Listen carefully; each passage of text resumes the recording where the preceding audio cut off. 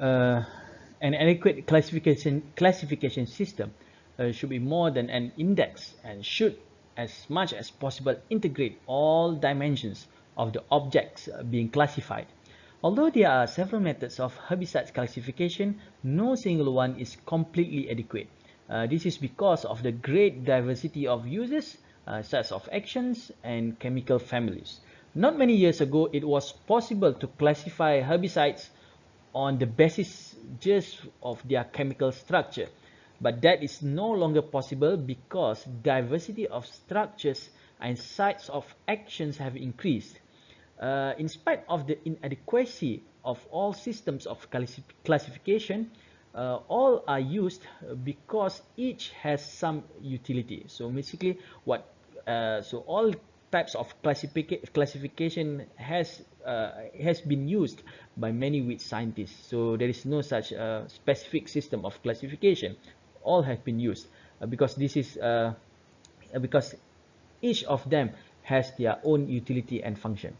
To become familiar with chemical weed control, everyone must understand some of the jargon, and much of it is found in the language surrounding herbicides and their classification.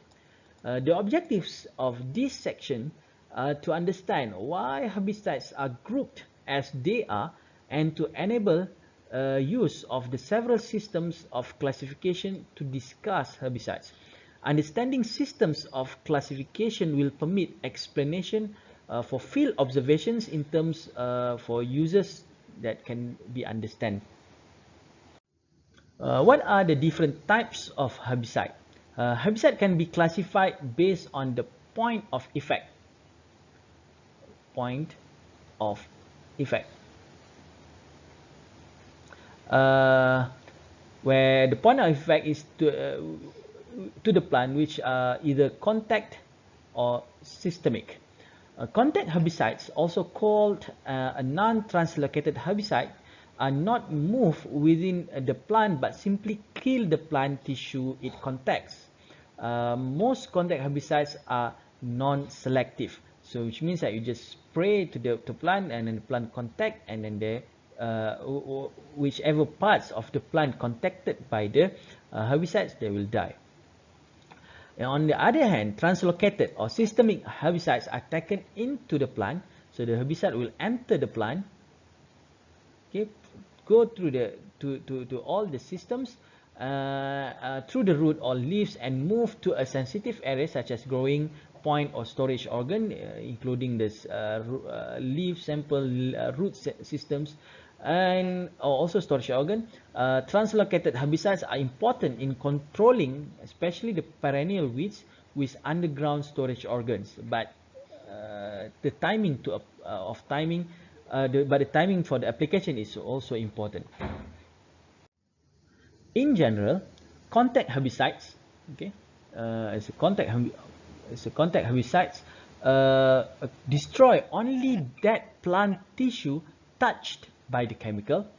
It's effective only on tissue contacted by application of herbicides. Very little movement or translocation within the plant. There is the need to full spray coverage, and this is very essential because no translocation must get spray deposited on most of the plant. Usually exhibit acute effects. Basically, it just rapidly kill the plant or kill the weed. So then effective for annuals, usually ineffective for perennials because there is no translocation to the underground. This can be selective and non-selective. So some this can be either selective or non-selective, which means that it depends on types of herbicide they use. So sometimes they're very selective to only to specific weed, or non-selective, which is broader, they can kill any weeds. On the other hand, systemic herbicides or translocated herbicide absorb either by roots or above ground parts. This depend upon particular herbicide and application method that translocated within the plants. Good spray coverage is necessary with all herbicides, but less critical than contact herbicides because of systemic herbicides can be translocated, usually exhibit chronic effect, slow acting. It's a little bit slow compared to, it's slower compared to the contact herbicide. This is effective on annuals plant because some are effective on perennials. Effective on perennials because of the translocation to the underground organs. So because of survival of perennials depends on the underground organs that can be vegetatively grow. So this systemic can attack these organs to control or kill the weeds.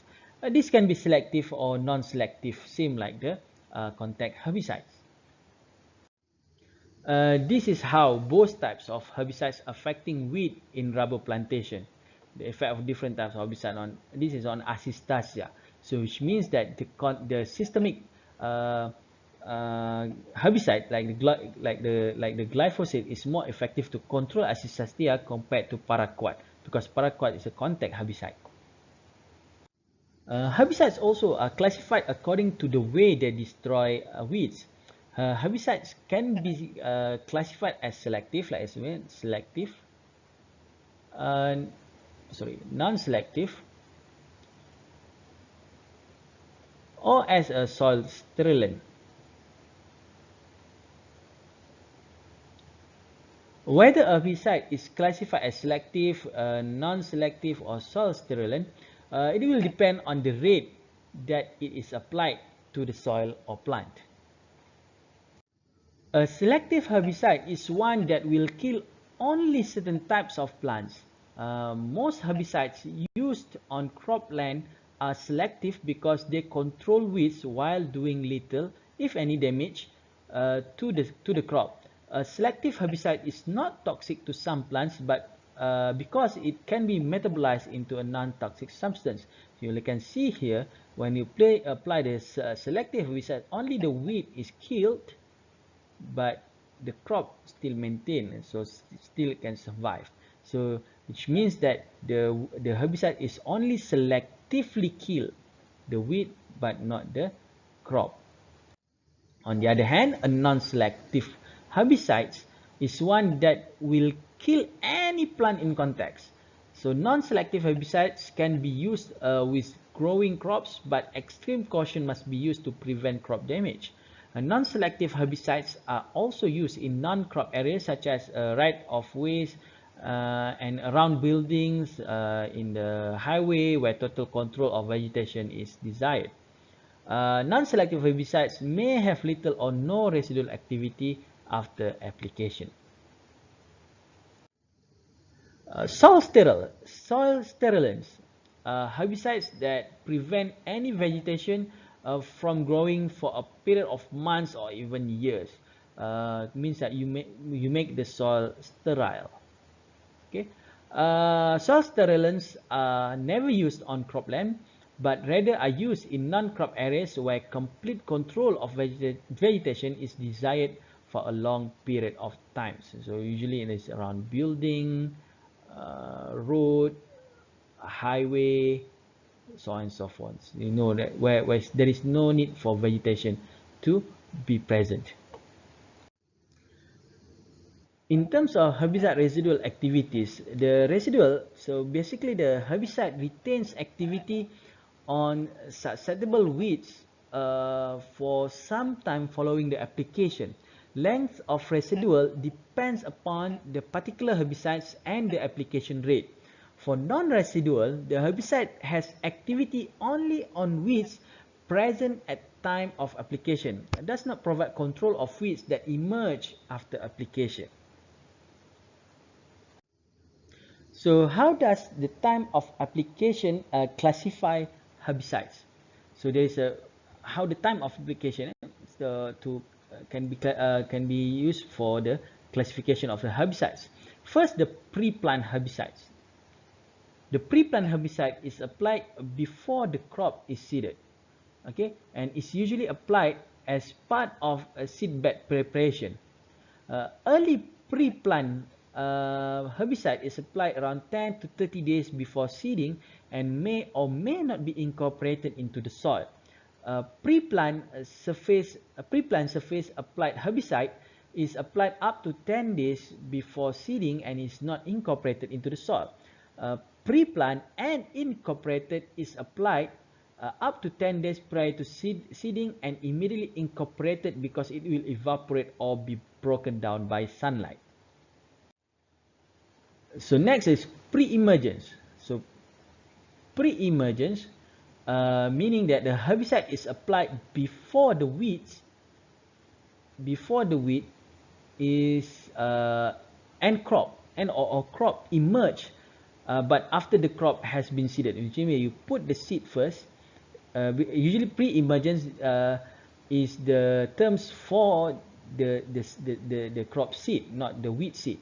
So pre-emergence. So before, once we seed, we put the seeds, the crop seed into the soil, and we apply the pre-emergence. So basically, this is so once they start to grow, okay, the herbicide will kill the growing seeds of wheat. And finally, the post-emergence. Okay, the post-emergence herbicides is applied after the crop and weeds have emerged from the soil. Once the crop grow,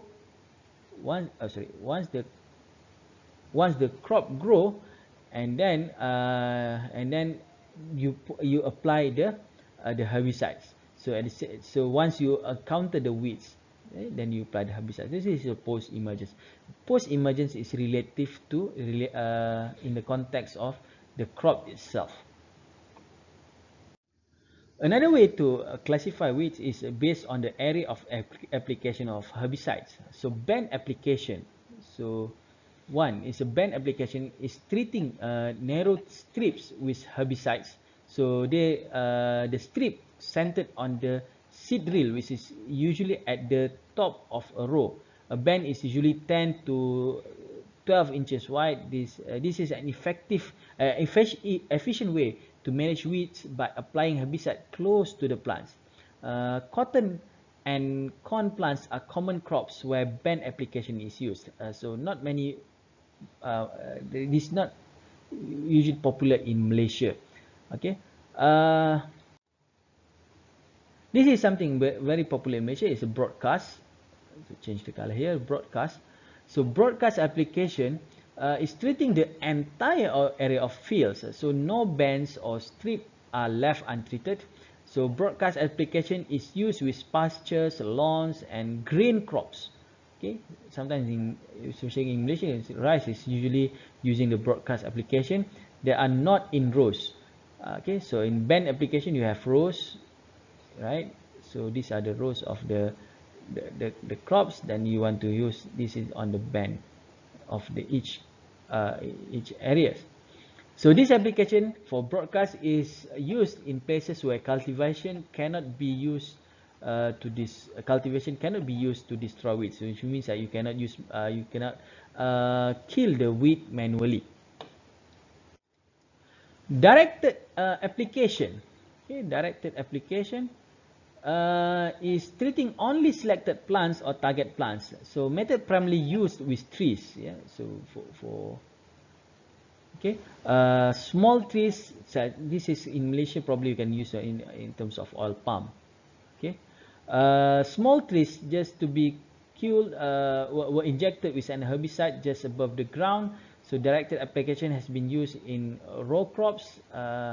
So newer technologies with smart sprayers only apply herbicides where weeds are present.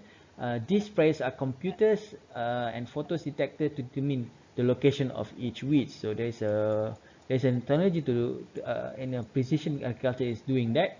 This approach save money by only spraying where weeds are present. So in the oil palm plantation, they're not using because so then they just kill the oil palm in the area of so in the surrounding areas of the oil palm. So this is, let's say this is oil palm. Mind my drawing. So they just apply around the oil palm. So this is a directed application. While finally the spot application is treating only certain areas in a field or pastures. Location, this is include locations where weeds are growing are targeted. So saving the cost of herbicides and labor to apply it, this is used kind of such as in along the fence, the rows, around barns, and in crops where weeds are in spots. You found the weeds. Let's say you found the weeds, okay, and then you just kill them, apply them. Okay, that's the spot application. What are some guidelines for applying the herbicides? So first one is based on the recommendations.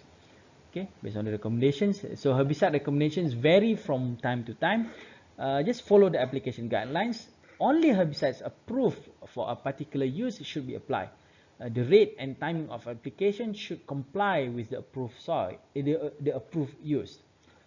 Secondly is the soil type. The rate of herbicide to use with pre-plant and pre-emergence application depends on the soil. Before buying and applying the herbicides, determine the type of soil first. Some herbicides are more effective in sandy soils than in clay and loam soil, and vice versa. Another one is stage of growth. The size and age of both weed and crop must be considered. The best result will be achieved when the weeds are small. Okay, make sure that weeds don't wait until the weed growing bigger. Okay, so previously in the seedling stage, larger weeds are more difficult to control. Next is the form of herbicides. Herbicides are typically in a liquid form. Some are mixed with pellets of fertilizers or other materials for specific use, such as in lawns. Next one is the carrier. A carrier is the material in which the active ingredient of herbicide is mixed. Most carriers are water.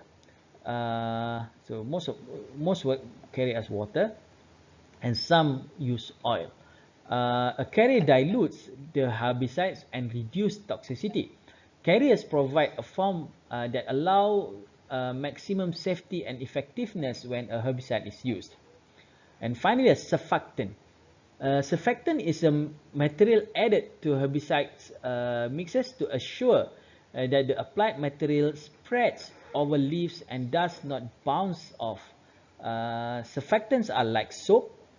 Surface tension between the leaf and herbicide is reduced to the material spreads over the leaf surface. Surfactants are sometimes known as wetting agents. So wetting agents. In oil-based spray, filming agents are used to help assure good coverage. I will talk more on surfactant and adjuvant in herbicide formulation later in this course. So before you want to apply the herbicide, these are some of the precautions need to be followed when dealing with herbicides.